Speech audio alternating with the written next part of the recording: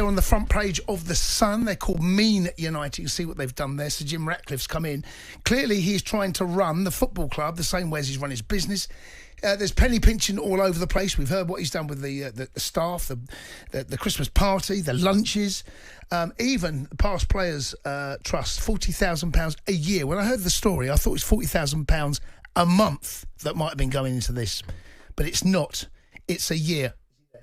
Unbelievable. 03717223344. Let's go and speak now to Andy Mitten. He joins us on the show, talk the latest disappointing news to come out of Old Trafford. Andy, good evening, Merry Christmas, Happy New Year. Good evening, Happy New Year to you. Merry New Year! There you go. Andy, look, I've just kind of listed some of the things. That's not all that Sir Jim Ratcliffe's come in. Clearly, he is trying to streamline the football club. And I understand it and get it, because clearly there's money going at the club that he feels can be put in a different direction. But when you're a club the size of Manchester United and you start trying to streamline it the way he's doing, I'm not so sure it's going to work the way he feels it's going to. How do you as a fan feel? Well, something had to change because Manchester United has been losing a fortune and it can't carry on. And that's partly because the team have not been successful. They've not had the revenues from doing well in the Champions League. The recruitment has been appalling. Huge amounts of money have been squandered on players, and those players need to be paid for. And United have accumulated debts, and that's why the Glazers went to market in a strategic review.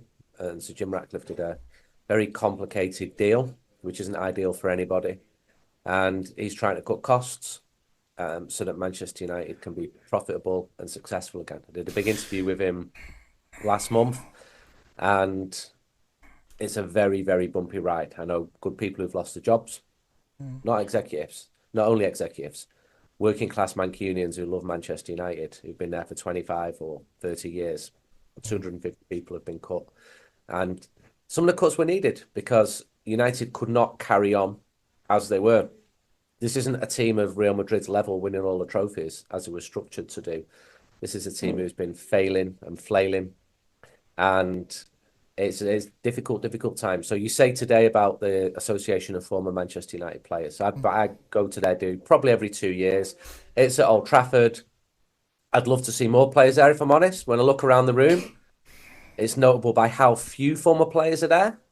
I know a lot of them move away from Manchester, but a lot of them have stayed in Manchester as well.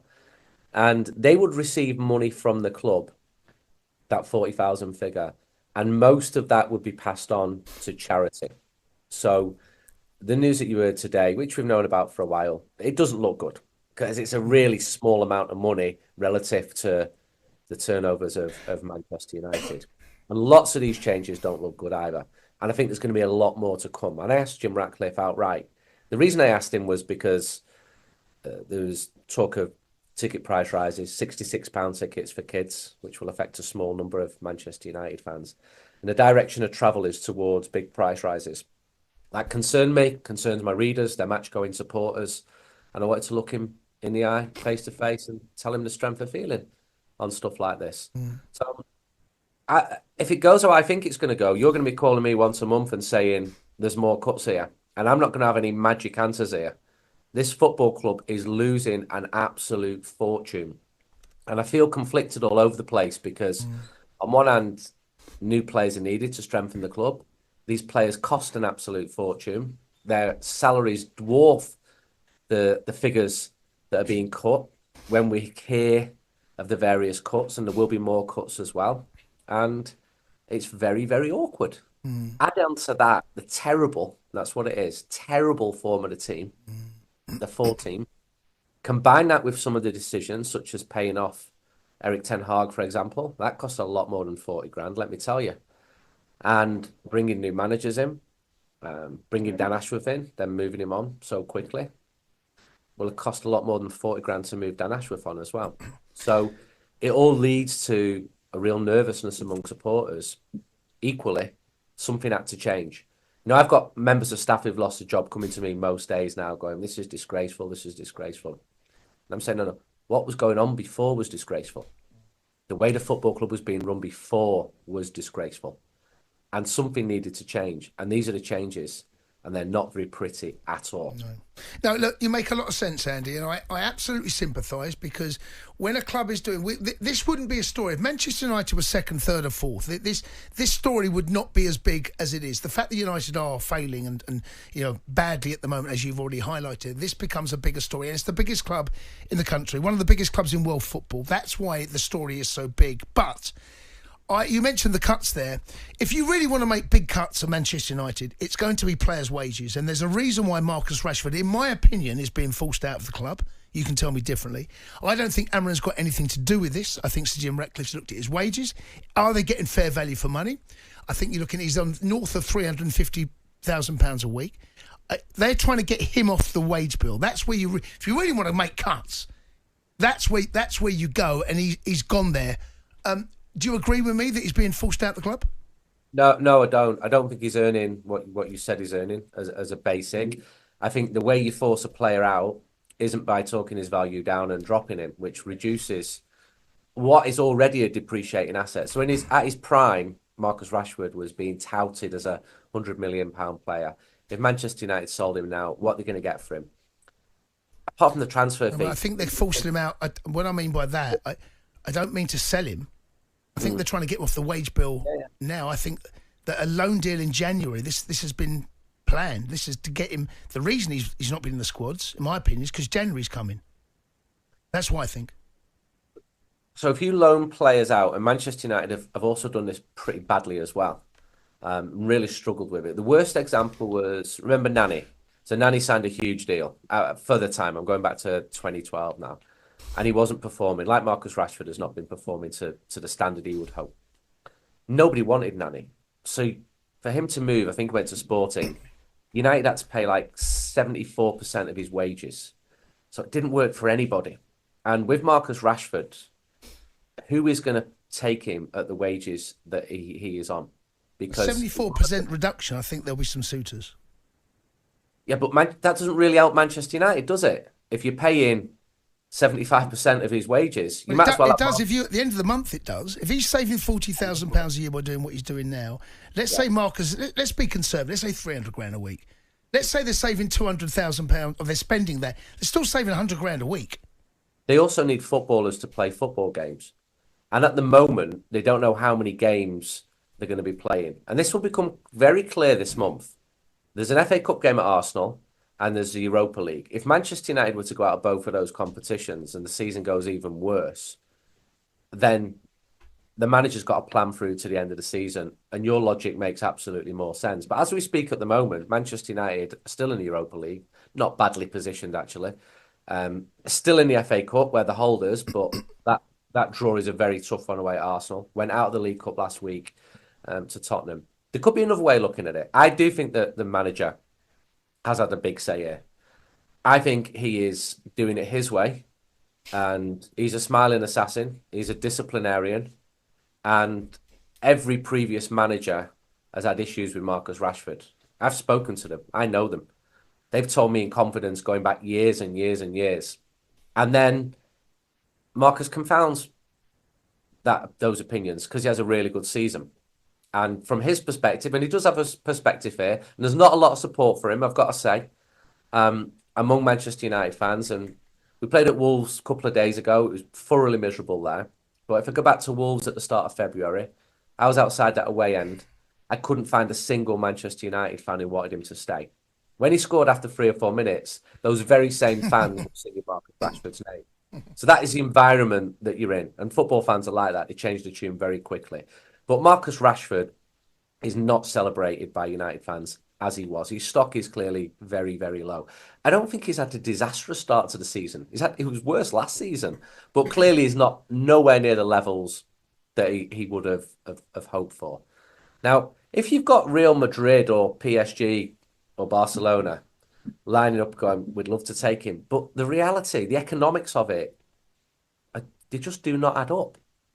I don't know what the outcome's going to be. He signed a huge contract, and a lot of them have signed huge contracts. And this makes fans uncomfortable. Footballers have always, in the last 20, 30, 40 years, whatever, earned a lot more than the man on the street. But if you're cutting people's jobs at £28,000 a year, or that 40,000 figure that you mentioned, and you compare that with some of these vast salaries or some of the agent fees. I mean, some of them are absolutely huge as well. But what do Manchester United do? Not buy footballers. That is the way the market is. And as you quite rightly said, if the team was second or third, the mood would be very different. And it is front page news. And a lot of people are enjoying watching the car crash that is Manchester United now.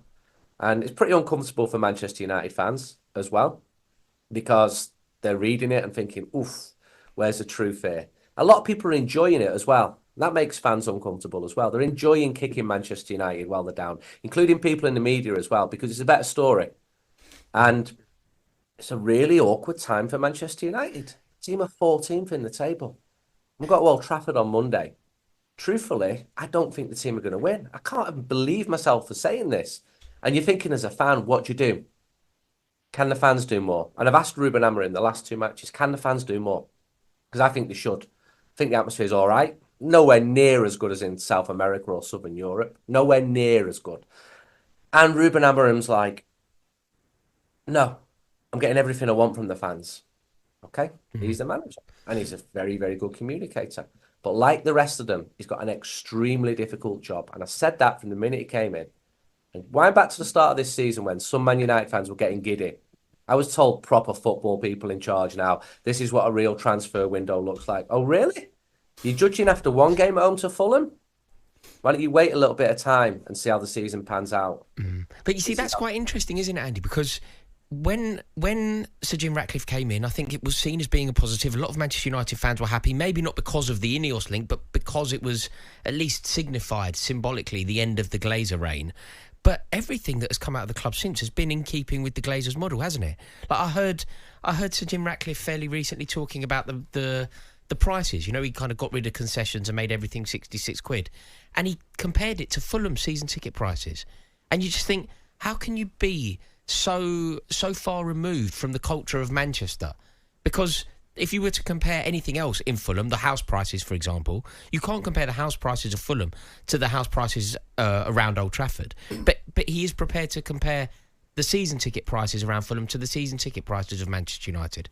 Do you think overall it hasn't been at all what Manchester United fans had hoped for, and what you've actually got is a B-Tech version of the Glazers themselves?